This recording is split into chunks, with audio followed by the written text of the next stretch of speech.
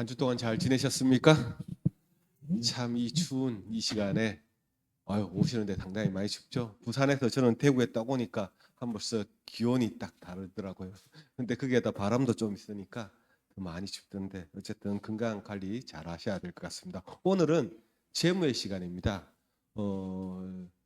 재무부의 이제 시간이라서 우리가 헌금이라든지 이제 여러 가지 그 관련된 내용에 대해서 말씀을 드릴 건데요. 제목은 창고는 어디인가? 사실 창고 이것이 보니까 우리가 헌금 얘기를 하면 항상 이야기하는 성경절이 있습니다. 여기에 보면 말라기 3장 10절의 말씀입니다. 만군의 여호와가 이르노라 너희의 온전한 11조를 창고에 들여 나의 집에 양식이 있게 하고 그것으로 나를 시험하여 내가 하늘 문을 열고 너희에게 복을 쌓을 곳이 없도록 붙지 아니하나 보라. 다 경험하셨습니까? 하나님이 우리가 창고에 양식을 있게 했을 때 쌓을 곳이 없을 만큼의 복을 주신 것을 경험하신 적이 있습니까? 2023년에 보니까 교갈 이제 이 헌금에 대한 내용들이 있더라고요. 그래서 월요일 소재 보면서 이제 아까 창고라는 부분을 보면서 비록 성경절 가운데 구체적으로 기록되어 있지는 않지만 하나님의 백성들이 창고가 무엇인지 이해하고 있음에 틀림이 없다. 자, 여기 계신 분은 진짜 아까 말라기 3장 10절에 성경절을 다 아실 것이고 또한 창고에 대해서 잘 아실 거예요. 그래서 하나님께서는 그분의 명령 가운데 나의 집에 양식이 있게 하고 라고 말씀하셨다. 하나님의 백성들은 하나님께서 말씀하신 나의 집, 창고, 나의 집, 요 밑에 또 성전 다 같은 말이 되겠죠. 이 시내산에서 모세에게 주신 하나님의 명령에 따라 정교하게 지은 성막임을 알고 있었다. 나중에 이스라엘 백성들이 약속의 땅에서 살게 되었을 때에는 실로가 그 첫 번째 중심지였고 이후에는 더 영구적인 예루살렘에 있는 성전이었다. 그래서 참 여러 우리 성도님들께서 이 창고를 비지 않게 쌓게 해주셔서 참으로 감사드립니다. 자, 이 창고를 여러분들이 쌓게 하는데 사실 재무의 역할은 어떤 부분을 다루고 있습니까? 여러분이 주신 것을 잘 관리해야 되거든요. 아마 지금부터 이제 제가 얘기하는 것은 제가 어떻게 해야 되는지, 제가 여러분들을 위해서 무엇을 해야 되는지가 이제 나와 있는 것입니다. 자, 재무는 그 임무를 수행함에 있어 다니엘의 모범을 따르도록 해야 한다. 다니엘의 모범을 따라야 된다. 저는 교회에서 재무지만 사실 여기 계신 성도님들은 어떻습니까? 가정 또한 직장 모든 부분에서 청직이시면서 또 한편에 또 재무이기도 합니다. 다들 자산을 관리하고 계시잖아요. 그죠? 근데 이 재산을 관리하는 재무는 다니엘의 모범을 따라야 한다고 다니엘 당시에 총리들과 방백들이 국사에 대하여 다니엘을 고소할 틈을 얻고자 하였으나 능히 아무 허물을 얻지 못하였으니 이는 그가 충성되어 아무 그릇함도 없고 아무 허물도 없음으로 인해 하나님께 기도하는 것밖에는 책잡지 못했던 것처럼 재무계통에 종사하는 자들은 그릇된 원칙이나 방법으로 인해서 과오를 범치 않도록 조심해야 합니다. 아마 이제 저도 기관에서 일하니까 기관에서 일하는 분들은 하나의 서약서를 써도록 합니다. 왜냐하면 지금 자기가 재무의 어떤 기관에 하나님의 자산을 관리하는 사람으로서 다른 어떤 경제적 이익을 취하는 행동을 하지 않겠다고 해서 이래 서약서를 쓰게 하거든요. 그러니까 그런 부분들이 다 이 부분하고 맞는 것입니다. 창고에 신경을 써야지. 자기가 다른 창고에 대해서 신경을 쓰게 되면 어떻게 됩니까? 과오를 범할 수밖에 없거든요. 그래서 이런 부분에 있어서 저에게 또한 이제 관심을 갖게 하고 제가 또 지키도록 해야 되고 그러면서 어떻습니까? 재정 취급자의 지급관 확립. 자, 이 지급관이라는 게 상당히 중요합니다. 일을 함에 있어서 일을 어떻게 해야 될지 중요하거든요. 그러니까 목표, 목적. 즉 요새는 이제 일을 함에 있어서 직무기술서, 직무명세서 이런 말들을 쓰죠.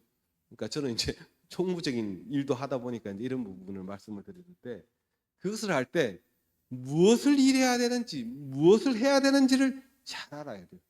그래서 보니까 모든 재정의 주인은 하나님입니다. 우리의 모든 돈의 주인은 누구십니까? 하나님이십니다. 그리고 뭡니까? 나의 위치는 주인의 의도에 따라 행하는 청지기이다. 청지기이다.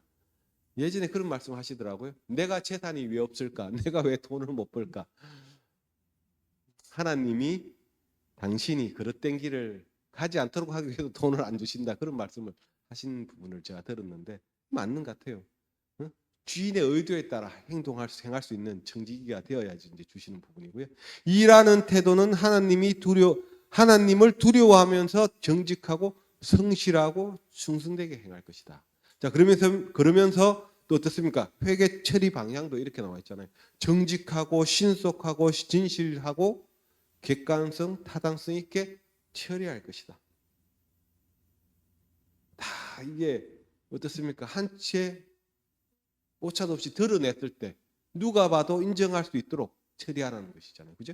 정직하고 신속하고 진실되고 객관성, 타당성 있게 처리할 것 하면서 이제 11조 자금 사실은 이제 우리 교회는 11조라는 부분을 줘서 어떻습니까? 이제 모으잖아요.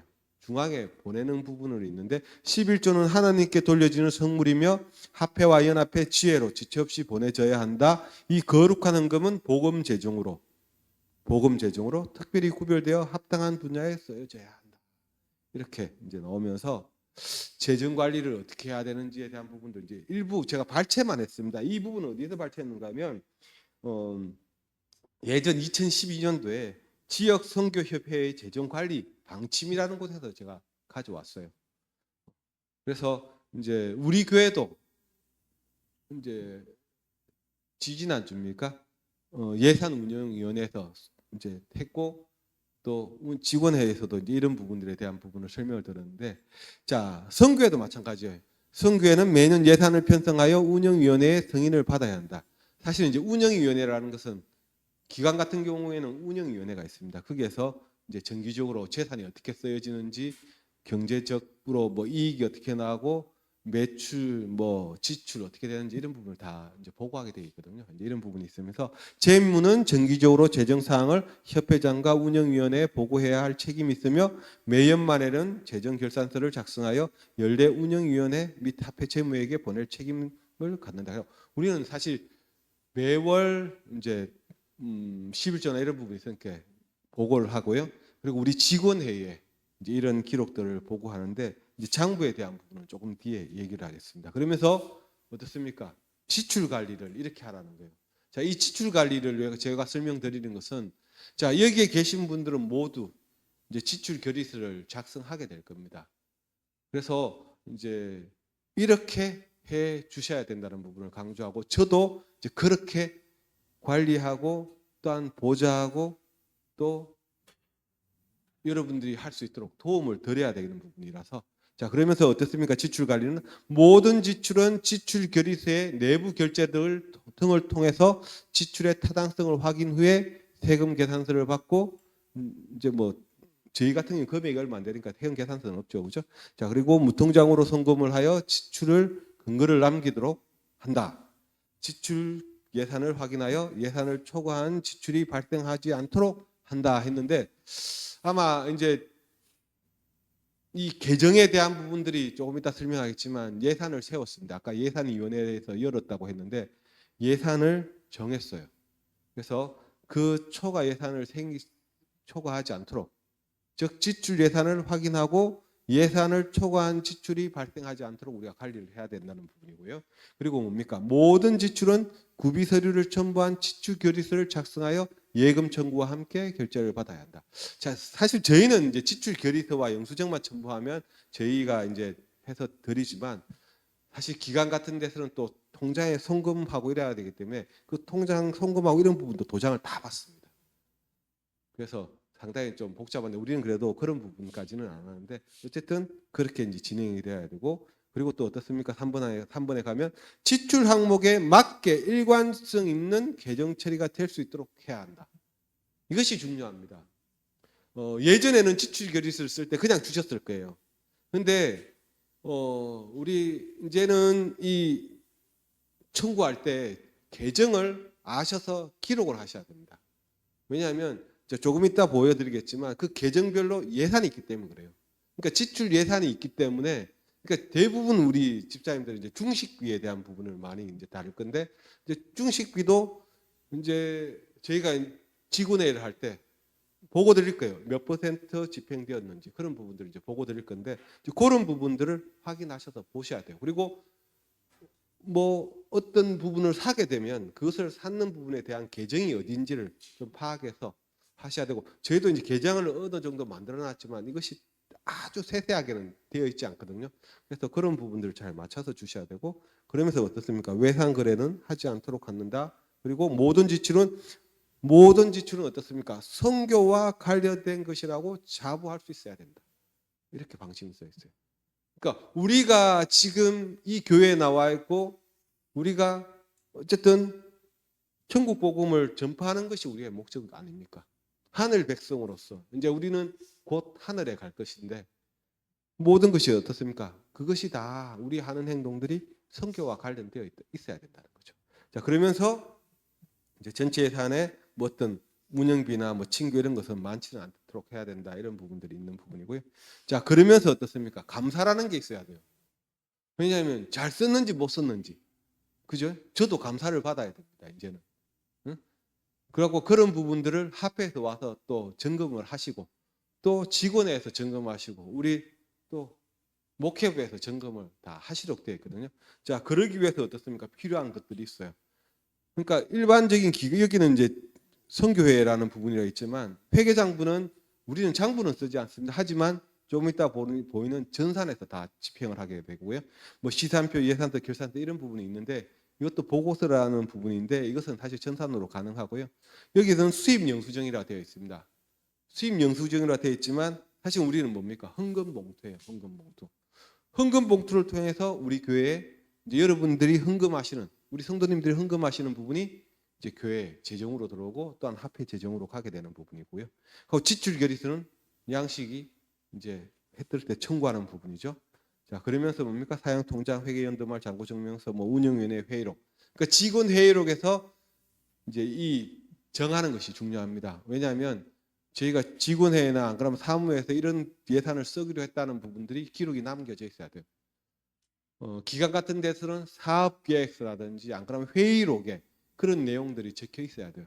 적혀 있지 않으면 또 그런 부분들에 대해서 또 뭐 평가를 진행했을 때 이제 감점 요인도 될 수 있거든요. 이제 그런 부분. 그래서 밑에 사업계획서라는 부분이 있습니다. 그래서 우리 각 부서도 사업계획서를 상당히 중요하게 하고 또 사업계획서가 있으면 그것이 진짜 진정한 사업계획서가 되려면 어떻게 해야 됩니까? 예산에 대한 부분과 결산에 대한 부분을 같이 넣어줘야 되는 부분이거든요. 저희도 이제 병원에서 각 부서마다의 어떤 사업계획서를 작성하라 하고 이제 그것을 발표하고 하는데 그때 항상 나오는 말들이 뭔가 하면 예산에 대한 부분이 있는지 결산에 대한 부분이 있는지 따지거든요. 왜냐하면 그런 부분이 돈이 쓰이는 집행되는 부분이 없다면 그는 그냥 가짜일 수도 있기 때문에 그냥 허구일 수도 있기 때문에 그런 부분을 말할 수도 있거든요. 자, 그러면서 우리 헌금이 어떻게 됐습니까? 예전에는 진짜 계정이 많았어요. 헌금 종류가. 그리고 어떻습니까? 요일마다 달랐어요. 이 요일에는 어느 헌금을 위한 부분, 요 요일에는 어느 헌금을 위한 부분 했는데 이제 2019년 1월 1일 날 이게 바뀌었죠. 응? 어떤 특정 헌금일 제도가 이제 종합 헌금 제도로 바뀌었다면서 해서 어떻습니까? 우리 헌금 봉투에도 나눠 있습니다. 화폐로 가는 부분, 교회에서 쓰는 부분, 그리고 통합헌금은 어떻습니까? 화폐와 교회가 이제 나눠서 쓰는 거예요. 그래서 우리 성도님들이 헌금을 할 때도 이제 이 부분이 어디로 가는지를, 그러니까 11조는 딱 진짜 화폐로 다 가야 됩니다. 하지만 이제 교회에서 쓰는 것은 교회에서 쓰는구나. 통합헌금은 화폐와 교회가 나눠 쓰는구나. 그러니까 화폐라는 부분이 연합회도 가고 지회도 가고 다 나눠지게 되는 거거든요. 그래서 헌금 배분 비율이 있지 않습니까? 대총의 20%, 그러니까 우리가 11조를 내면 대총의 20% 가져가고 지회에서 6% 가져가고 연합회에서 9%, 화폐에서 10%, 교회에서 50% 이런 뭐 배분 11조는 아니지만 이런 헌금이라든지 통합헌금은 이렇게 이런 부분들이 있습니다. 알고 계시면 좋을 것 같고요. 이제는 이제 어떻게 장부를 기재하는지를 좀 설명을 드릴게요. 아마 보셨는지 모르겠는데 이제 이 청지기 2019라는 전산이 만들어져 있어요. 이 전산을 통해서 이제 관리를 합니다. 그래서 저희도 화폐의 계정을 받습니다. 물론 화폐에서도 이 전산을 다 들여다볼 수 있어요. 하지만 들여다보지 않는다고 얘기는 합니다. 왜냐하면 우리가 독자적으로 이제 관리할 수 있는데 어떤 집계나 이런 통계는 같이 보고가 될 거예요. 이제 그런 부분이 있고 우리가 연말정산이나 이런 부분 했는 것들도 같이 이제 화폐에서 어느 시간 되면 딱 막아버립니다. 그러면 이제 변경이 안 되는 부분이 있는데 그러면서 이제 거기에 들어가면 이렇게 나옵니다. 수입 관리, 지출 관리, 예금 관리, 예산 관리, 기부금 관리. 자 보시면 어떻습니까? 수입 관리는 우리 성도님들이 헌금을 내신 부분들을 항목마다 이렇게 구분되어 있습니다. 그래서 여기에 이제 제가 입력을 해서, 그러니까 유순천 집사님이 이제 부재무지 않습니까? 헌금 봉투를 열어서 헌금과 그 봉투의 내용과를 비교하면서 이제 취합을 하고 저는 그것을 가지고 이제 입력하는 작업들을 합니다. 그래서 수입 관리에 대해서 하고 지출 관리에서 어떻습니까? 경비 나가는 부분들 또 다 정리해서 넣습니다. 예금 관리는 우리가 가지고 있는 통장들, 그래서 돈이 어떻게 흘러가는지 이제 수입과 지출을 하면 예금의 어떤 통장 부분이 변동이 되고요. 예산 관리는 이제 우리가 토탈 예산을 어떻게 적을 것인지에 대한 부분이 적에서 이제 하는 부분이에요. 그래서 이제 지출 계정에 예산이 얼마 정도 되었다는 부분을 위원회에서 정리가 되고 나면 제가 이제 이쪽에 다시 입력을 하는 부분들입니다. 그래서 입력을 하게 되고 기부금은 말 그대로 헌금된 것이 기부금으로 정리됩니다.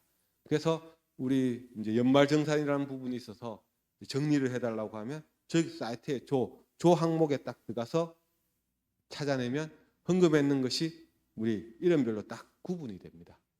그렇게 해서 하고 이제 중요한 것은 그것입니다. 예산이에요, 예산.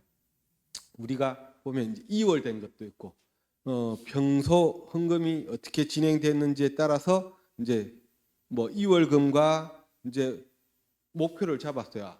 그래도 작년에도 요 정도 헌금이 들어왔는데 올해도 요 정도가 들어올 것이다 해서 토탈 수입 합계가 2억 4,800. 오, 상당히 많죠. 왜냐하면 우리가 이제 2월 된 게 자산으로 가지고 자산이 아니고 통장에 예금으로 가지고 있는 부분들이 좀 있어서 어쨌든 예산은 이제 2억 4,800만 원 정도 해갖고 있고 물론 그 부분에서 여기 앞부분에 보면 이제 뭐 화폐 헌금이라든지 통합 헌금이라든지 교회 경비 헌금 이거는 이제 목표입니다. 사실은 목표 값을 가지고 이제 하는 부분이라서 모르겠습니다. 경기가 계속 어려워지는 부분이 있습니다. 그래서 이제 저는 기도하는 수밖에 없을 것 같아요. 교회 재정이 마이너스가 안 나려면 그래서 어쨌든 다 잘 될 수 있도록 또 이런 방향을 정하도록 또 기도도 해야 되고 예산은 이런 부분이 있다는 것도 알고 계시면 좋을 것 같고요. 그리고 지출 예산입니다. 이제 올해 저희가 지출을 잡았을 때 이제 5,287만 원, 5,287만 원하고 쭉 항목별로 작년에 썼는 기준으로 해서 이제 올해 사업계획서나 뭐 이런 부분을 통해서 넣었던 부분들입니다. 그래서 올해는 약 5,870만 원의 지출을 할 수 있다고 잡아놓은 것이지 실질적으로 되는 건 아닙니다. 이제 아껴 써야 되겠죠, 그죠? 이제 아껴 쓰게 되면 정리가 되지만 그래도 써야 될 건 또 써야 된다고 이제 하는 부분인데 어쨌든 이런 부분. 그러니까 저희가 아까 11조를 제외하고 이제 들어와야 될 게 한 5,200 뭐 이 정도 되고 또 쓸 것도 5,200 이 정도 돼서 어쨌든 이것이 이제 맞을 수 있도록 수익과 지출이 맞을 수 있도록 이제 해야 되는 부분인데 어쨌든 이런 부분들을 저희가 통계 집행률이나 어쨌든 그런 부분들을 보면서 이제 제가 직원에 보고 드릴 것이고 또 연말 되면 이렇게 했다는 부분들 보고가 드릴 것입니다. 그리고 요새는 사실은 다 이제 투명하게 경영이 되어야 되는 부분이라서 입력이 되는 부분이고요. 자, 여기 보면 이제 현금 지불 결의서가 있잖아요. 그죠? 이제 그런 게 있는데 여기에서 책임자 항목이 있습니다. 결제 라인에. 아까 내부 결제를 통한다고 했잖아요. 책임자는 그 계정을 관리하는 분입니다. 계정을. 자, 중식비 같은 경우는 수석 집사님이 될 것이고, 그러니까 자기가 청구하는 사람은 밑에 청구인의 이름을 쓰시면 되고, 왜냐하면 청구인은 돈을 받아가는 실은 분입니다.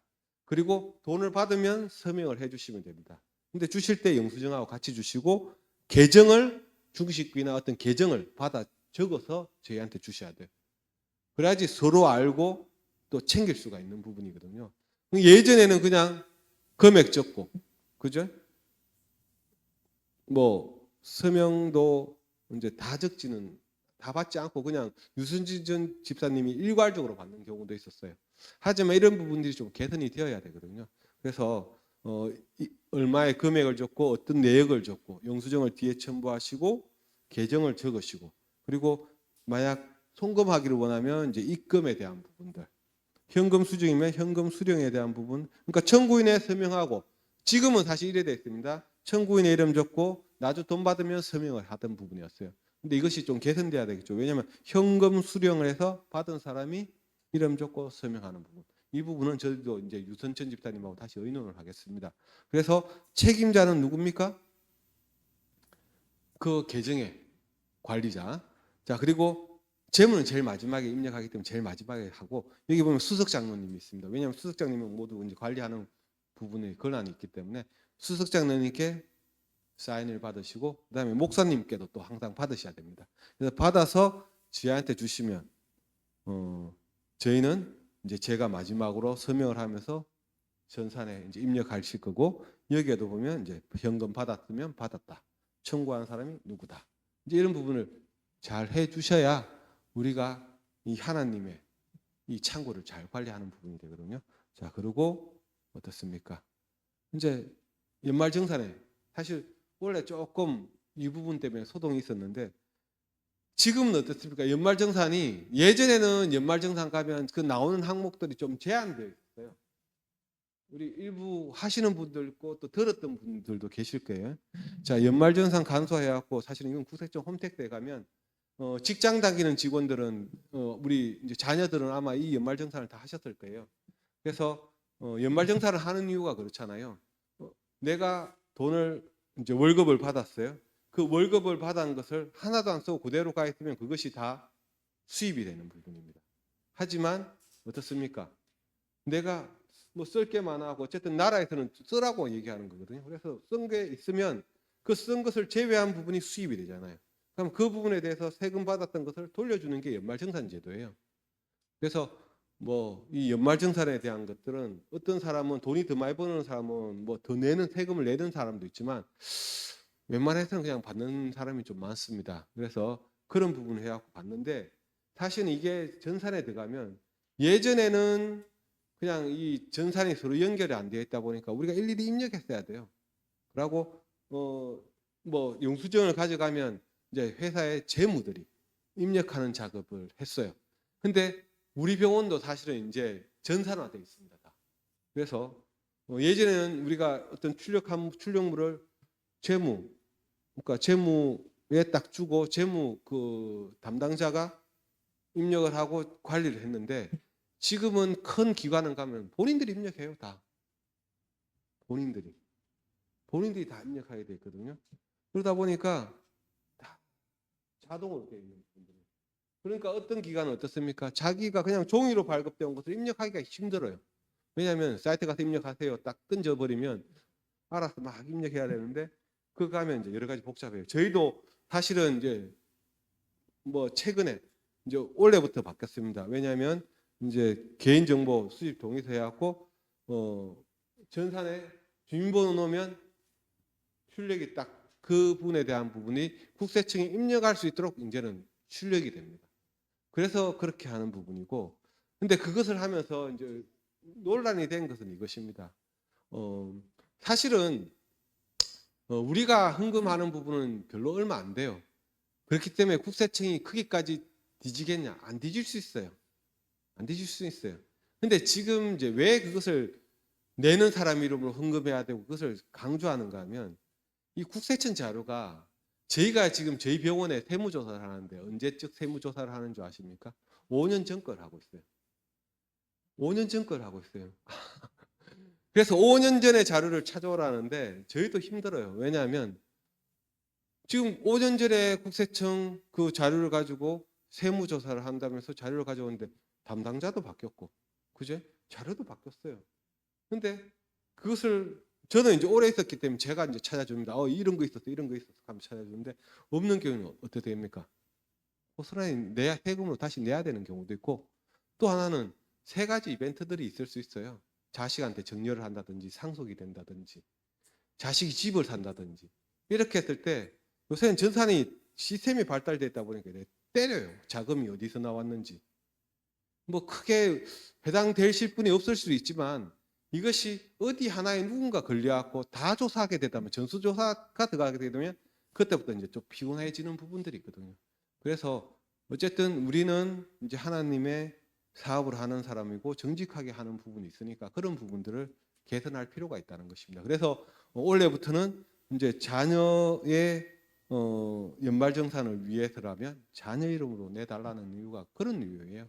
그러니까 그런 부분이 제대로 되어 있어야지 우리도 이제 나중에 정리할 수 있고 그런 부분에 대해서도 이제 금액이 사실 큰 게 아니기 때문에 뭐 정려나 이런 것도 다 피해갈 수 있는 부분들이 있거든요. 그래서 그런 부분을 좀 잘 관리를 해 주셨으면 좋을 것 같고요. 그러면서 이제 문제가 생겼을 때 이렇게 어떻게 됩니까? 과태료를 내라 해요. 요새도 인터넷 보면 많이 나옵니다. 정려에 대한 부분 설명하면서 내가 현금을 좀 모아놨다가 자식한테 줬는데 그것을 국세청에서 때려갖고 배보다 배꼽이 더 크다 하면서 뭐 어떻게 피할 수 있는 방법은 이렇게 해야 된다 뭐 이런 것들도 나오고 하는데 왜냐하면 이런 것들이 전산이 발달되다 보니까 이게 타깃이 되면 참 힘들더라고요. 그래서 그런 부분이 있다는 것도 알고 계시면 좋을 것 같고 이제 마지막으로 정리하면서 어떻습니까? 이 헌금에 대한 부분을 다시 설명드리면 성실한 11조 생활은 그와 같은 신뢰를 개발하는데 확실한 도움이 된다. 상황에 관계없이 하나님을 신뢰하는 법을 배우는 것은 얼마나 중요한가. 이 돈을 가지고 사실은 사람이 갈등이 되지요. 그죠? 말까 말까. 얼만큼 해야 되느냐. 아까 말했던 2023년도 1월 달에 교과에 보면 그렇게 나옵니다. 순수익에 대해서 11조를 해야 되냐, 안 그러면 수익에 대한 11조를 해야 되냐, 이제 그런 부분들이 나와요. 그건 이제 자기가 알아서 하시는 건데, 어쨌든 신뢰하는 부분을 배우게 된다는 거고요. 하나님께 재정적으로 충성해야 하는 두 번째 중요한 이유는 약속된 하나님의 실제적인 축복에 접근하기 위함이다.